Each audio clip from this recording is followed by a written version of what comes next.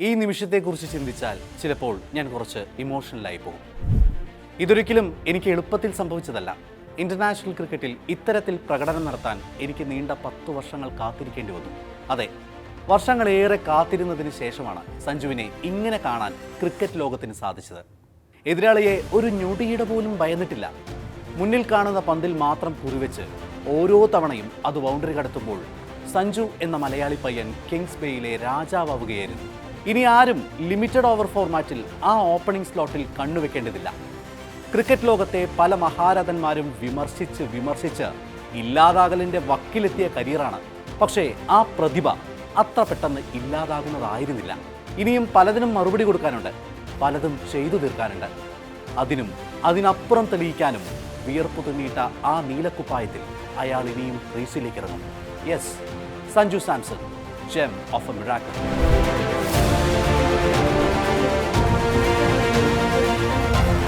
ദക്ഷിണാഫ്രിക്കയിൽ അയാൾ ഇതിനു മുൻപും സെഞ്ചുറി തികച്ചതാണ്.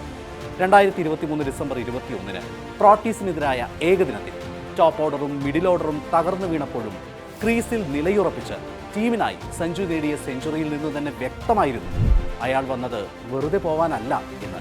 മുമ്പ് സഞ്ജുവിനെ ഒരുപാട് വിമർശിച്ചിരുന്ന സഞ്ജയ് മഞ്ജരേക്കർ പോലും അന്ന് പറഞ്ഞത് ഇങ്ങനെയായിരുന്നു: പെട്ടെന്ന് വന്ന് കുറച്ച് പന്തുകളിൽ വെടിക്കെട്ടി തീർത്ത് സെഞ്ചുറി നേടുന്നതിനേക്കാൾ എത്രയെത്രയോ സ്പെഷ്യലാണ് 4-ാം ഓവറിൽ ക്രീസിൽ വന്ന് നങ്കൂരമിട്ട് ടീമിന്റെ നെടുംതൂണായി 44-ാം ഓവറിൽ സെഞ്ചുറി തികയ്ക്കുന്നത് എന്ന്. ബൗൺസ് കൂടുതലുള്ള ദക്ഷിണാഫ്രിക്കൻ പിച്ചിൽ വളരെ അനായാസമായിട്ടായിരുന്നു സഞ്ജു പന്തിനെ അതിർത്തി കടത്തിയിരുന്നത്.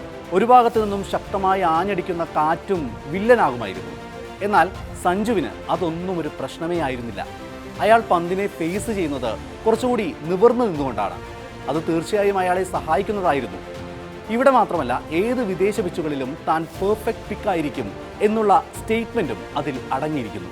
സഞ്ജുവിന് ദക്ഷിണാഫ്രിക്കൻ മണ്ണിൽ അത്ഭുതങ്ങൾ പ്രവർത്തിക്കാൻ കഴിയും എന്ന തിരിച്ചറിവാകണം മിസ്റ്റർ 360 ABD വില്ലേഴ്സ് സഞ്ജുവിനെ ദക്ഷിണാഫ്രിക്കൻ മണ്ണിൽ കാണാൻ ആഗ്രഹിക്കുന്നു എന്ന് നേരത്തെ പറഞ്ഞിരുന്നത്. കൺസിസ്റ്റൻസി ഇല്ലായ്മ എന്നത് സഞ്ജുവിന്റെ കരിയറിലുടനീളം അദ്ദേഹത്തിനെതിരായ വിമർശനമായി ഉയർന്നു കേട്ടിരുന്ന വാക്കാണ്. എന്നാൽ എന്താണ് കൺസിസ്റ്റൻസി?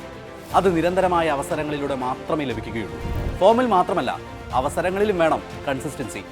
അത് ലഭിക്കുകയാണെങ്കിൽ പല മായാജാലങ്ങളും സംഭവിക്കും എന്ന് സഞ്ജു ഇതിനോടകം തെളിയിച്ചു കഴിഞ്ഞല്ലോ.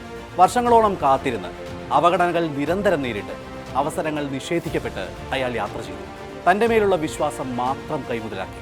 ഇന്നയാൾ ആ വിശ്വാസം ബാറ്റിൽ ആവാഹിച്ച് നേരിടേണ്ടി വന്ന അവഗണനകൾക്കെല്ലാം മനോഹരമായ കവർ ഡ്രൈവുകളിലൂടെ, സിക്സറുകളിലൂടെ, ബൗണ്ടറികളിലൂടെ മറുപടി പറയുന്നത് കാണുന്നതിലും ആനന്ദം മറ്റെന്താണ്? അടുപ്പിച്ച് 2 T20 മത്സരങ്ങളിൽ സെഞ്ചുറി നേടുന്ന ഏക ഇന്ത്യക്കാരനാണ് ഇന്ന് സഞ്ജു. റെക്കോർഡുകൾ ഇനിയും അയാൾക്കായി വഴിമാറുമെന്നത് തീർച്ച.